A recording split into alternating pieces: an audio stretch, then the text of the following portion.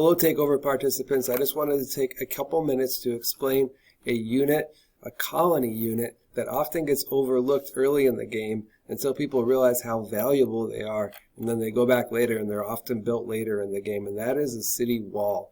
So a city wall does exactly what it sounds like. It's a huge wall around your city, but as a feature for the game, it can be super valuable for defense.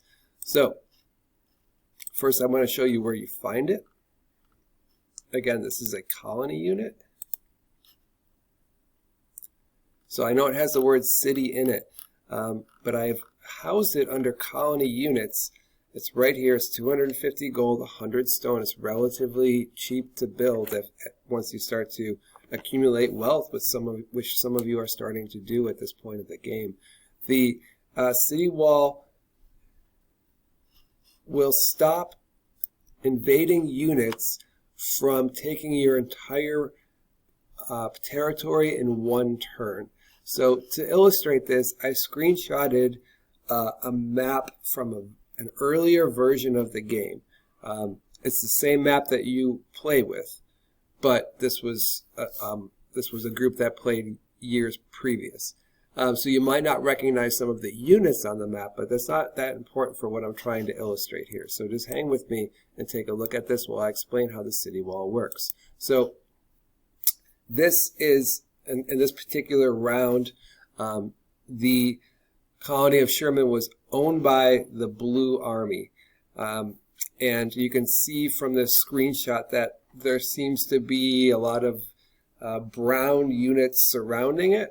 And that was the case. So the Blue Nation and the Brown Nation were engaged in a heavy military battles. They were in a war that lasted several turns, and had pretty decisive outcomes as far as the game went. In this particular turn of this game, the colony of Sherman, you can see, is invaded here by brown units. These are not friendly units. These are enemy units. So it's not like the Blue Nation said, hey, come hang out on my land and just be here for a while. These are modern platoons, and they were there to take over the territory of Sherman. So there was some battle that ensued on the turn prior between troops of the Blue Nation and troops of the Brown Nation, and the Brown Nation won that particular battle. But you'll notice that the territory, at least at this time, still belongs to the Blue Nation. And that is because it will take an additional turn for the Brown Nation to attack and try to breach the city wall. So what does this give you in terms of practical gameplay? A breather. I don't recall the circumstances of this particular match, this particular game, but I wouldn't be surprised if the Brown Nation did not expect to be invaded this particular turn. Maybe there was some dialogue between the players where they said, oh, I'll leave you alone for now, or something like that.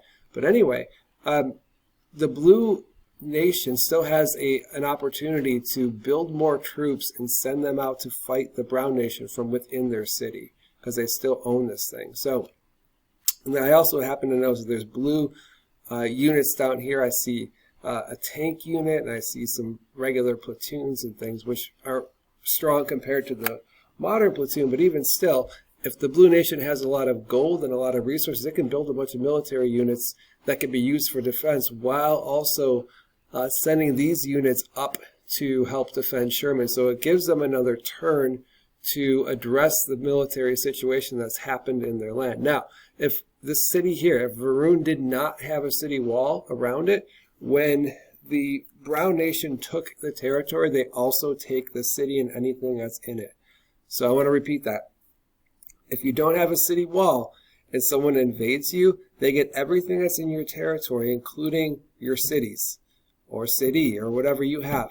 And also the contents of those cities. Now, if you have a city wall around your city, the invading army has to take additional turns to breach those city walls.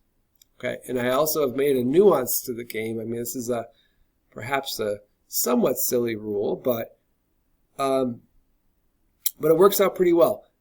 for each city wall, it takes the army a turn to take it over, to breach it and take it over. So in Sherman's case, there was one city here, but you're allowed to build 3 cities per territory. So if you can imagine that if there was Varun and say, I don't know,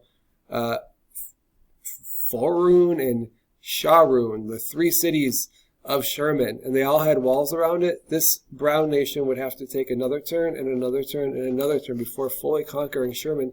Each one of those turns gives Sherman a chance to respond to the military that's there. So it buys you time, gives you opportunity to respond to whatever's happening. So